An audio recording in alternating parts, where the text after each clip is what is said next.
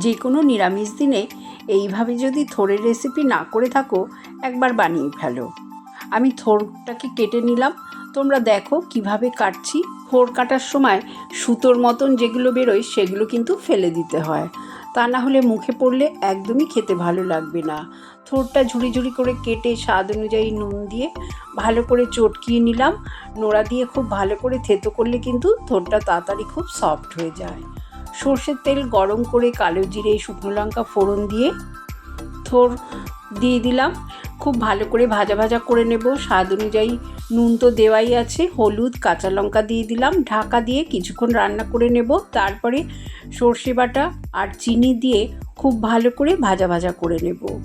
একদম মজে সফট হয়ে গেলে তারপরে গরম ভাতের সাথে নামিয়ে পরিবেশন করব।